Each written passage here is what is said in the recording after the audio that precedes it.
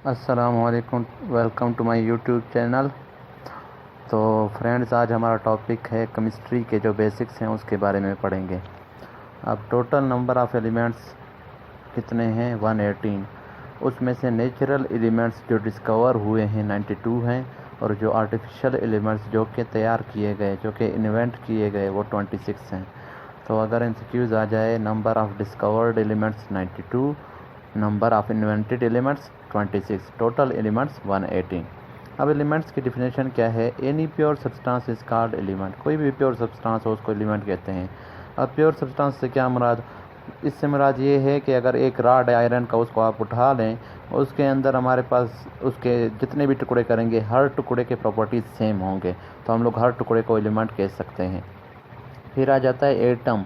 Atom word जो है Greek word से डिराइव किया गया है एटोमोस से, जिसका मतलब होता है अनब्रेकेबल, अनकटेबल और इनडिविजिबल।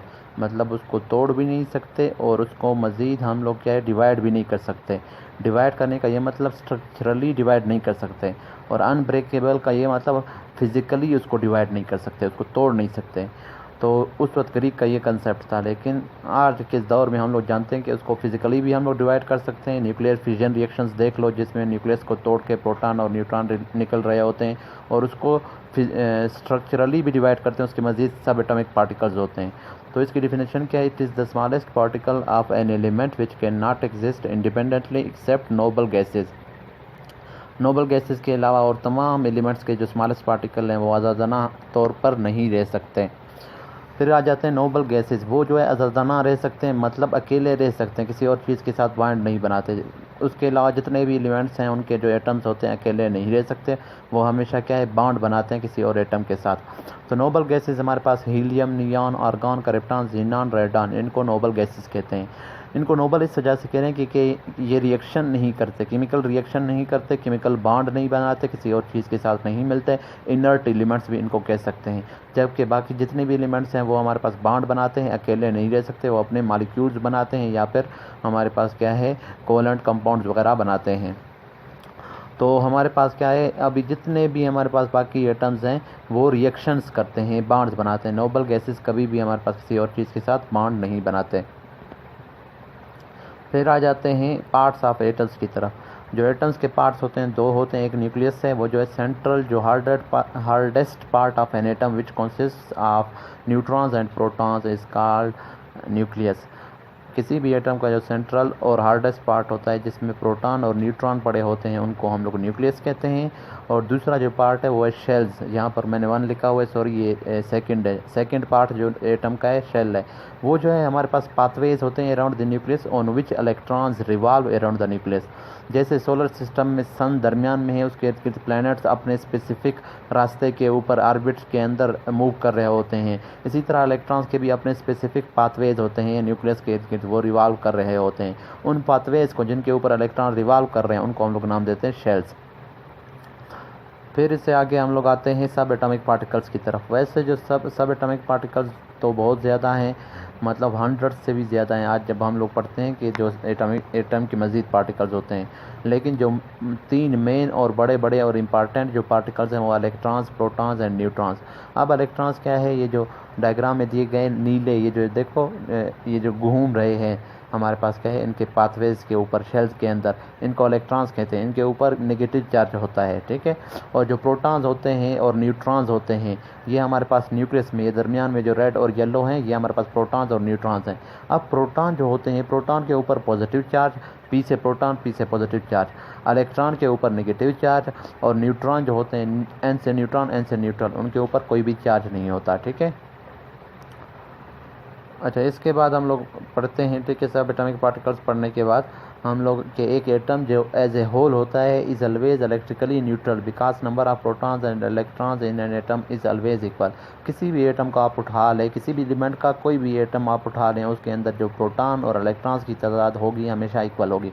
अच्छा, एटम की बात कर रहा हूँ, आयन की बात नहीं कर रहा, ठीक है।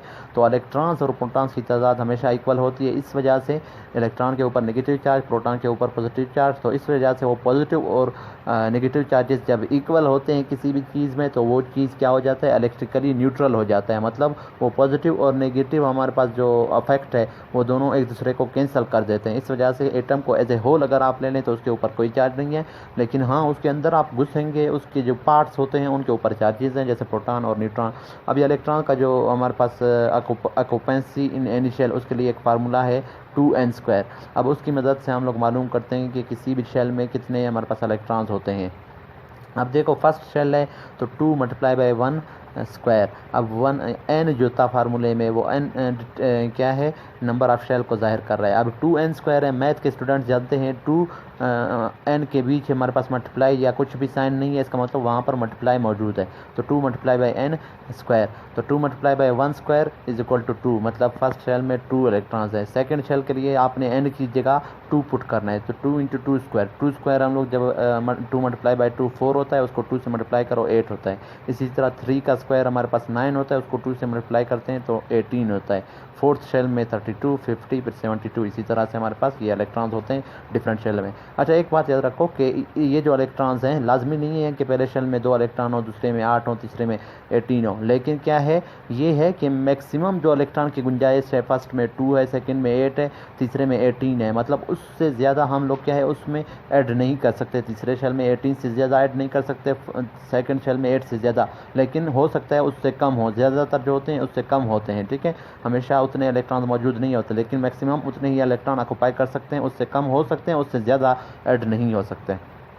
एटॉमिक नंबर के बारे में पढ़ते हैं कि ये क्या होता है, नंबर ऑफ इलेक्ट्रॉन्स और protons in any atom is called क्या, एटॉमिक नंबर। किसी भी एटम में इलेक्ट्रॉन्स या प्रोटॉन, ठीक है, आर प्रोटॉन है एंड प्रोटॉन नहीं है, ठीक है, इलेक्ट्रॉन या प्रोटॉन की तादाद को हम लोग क्या कहते हैं, एटॉमिक नंबर। क्योंकि इलेक्ट्रॉन और प्रोटॉन इक्वल होते हैं, इस वजह से हमारे पास किसी की भी तादाद को आप नोट कर लें। अब इसको डिनोट करते हैं Z से। अब Z of oxygen, atomic number of oxygen 8 है, मतलब उसमें 8 इलेक्ट्रॉन या 8 प्रोटॉन है, ठीक है। और Z ऑफ कार्बन 6 है, मतलब 6 इलेक्ट्रॉन है या 6 प्रोटॉन है।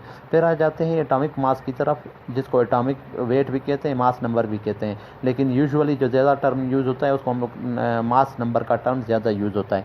ये क्या होता है, sum of protons and neutrons present in the nucleus of an atom is called mass number. किसी भी एटम के न्यूक्लियस में जो प्रोटॉन और न्यूट्रॉन्स की सम होती है उनको हम लोग सम करते हैं, तो फिर जो जवाब आएगा वो एटॉमिक मास होगा उस एटम का। इसको A से हम लोग जाहिर करते हैं। अब कार्बन का जो एटॉमिक मास है वो 12 है, मतलब 6 प्रोटॉन और 6 न्यूट्रॉन है। इसी तरह